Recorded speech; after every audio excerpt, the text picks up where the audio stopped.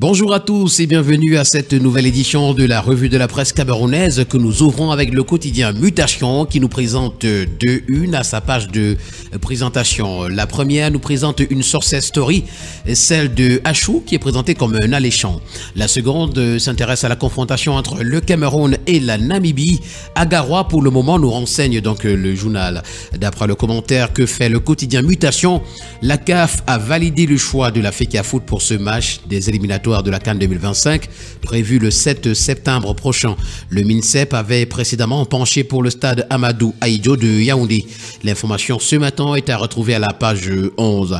Nous continuons avec le quotidien Infomatin qui parle également de cette confrontation entre le Cameroun et la Namibie et martèle que ce sera à Yaoundé. D'une source introduite, le match comptant pour la première journée des éliminatoires de la CAN Maroc 2025 se joue le 7 septembre au stade Omnisport Amadou Ahidjo. Pouvons-nous lire ce matin à la page 3 du journal. Le quotidien L'Info à chaud pour sa part, s'agissant également de cette confrontation, nous fait savoir que malgré l'indisponibilité du stade selon l'ONIES, le match se jouera à Garoua.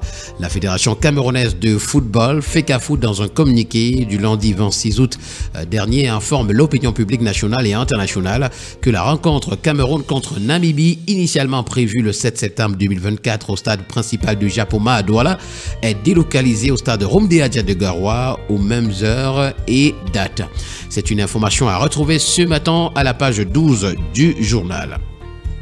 Nous parlons de toute autre chose ce matin avec le quotidien bleu d'Amanmana. Ça, c'est le jour qui s'intéresse à l'enquête mixte gendarmerie-police et nous présente à sa page de présentation les directives de Henri Yébéa ici à son personnel.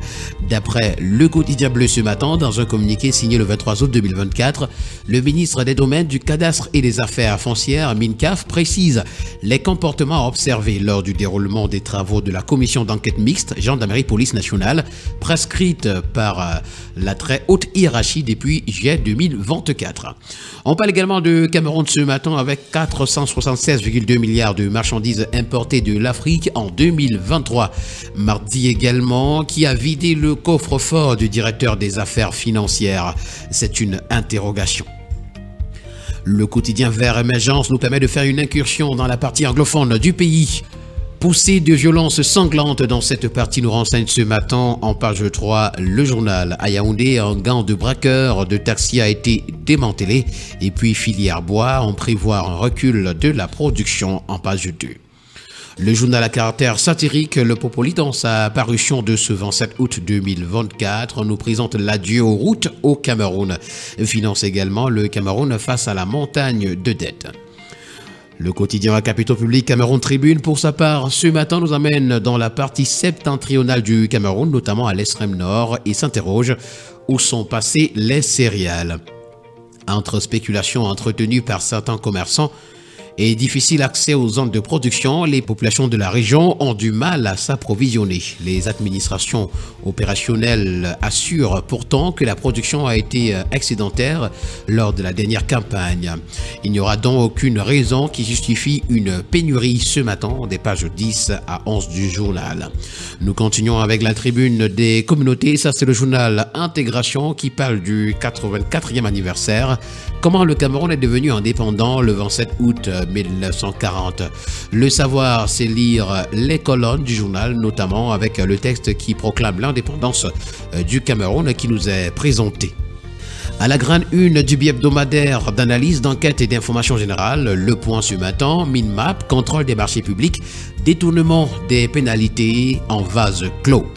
D'après le bi-hebdomadaire, si ce département ministériel paraît petit par sa taille, il se trouve qu'il s'est vite transformé en une grande niche où la corruption se la dispute aux importants et massifs détournements de fonds publics, notamment ceux provenant des pénalités de retard sur les marchés.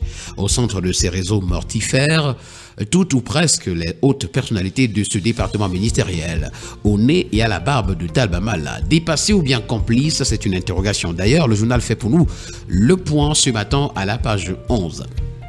Le quotidien d'information républicaine, Le Drapeau, ce matin parle de déclaration des impôts et nous présente le délai prorogé au 1er décembre 2024. Le ministre des Finances, Louis-Paul Motazé, a annoncé dans un communiqué daté du 23 août dernier que le délai de déclaration annuelle de l'impôt sur le revenu des personnes physiques est prorogé jusqu'au 1er décembre 2024 face à l'importante affluence observée ces derniers jours. Rentrée 2024-2025 également, le Mincommerce brade les fournitures scolaires à Yaoundé. Le savoir, c'est lit la page 4. Le quotidien L'économie qui nous permet de continuer ce périple ce matin parle de commerce extérieur et nous fait savoir que les ventes d'hydrocarbures du Cameroun vers la France ont grimpé.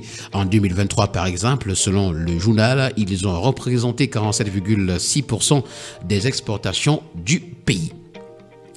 L'hebdomadaire La Terre Promise ce matin, d'ailleurs dans son édition numéro 200, parle de mise en débête du DG de la CNPS.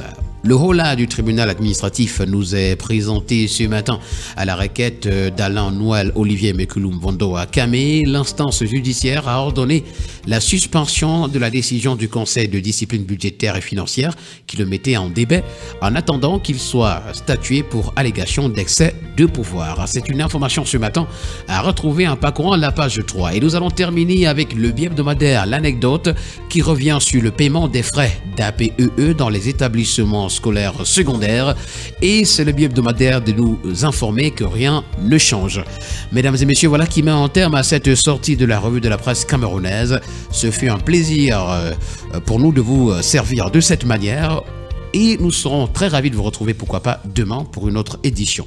D'ici là, portez-vous bien. Bonne journée à tous.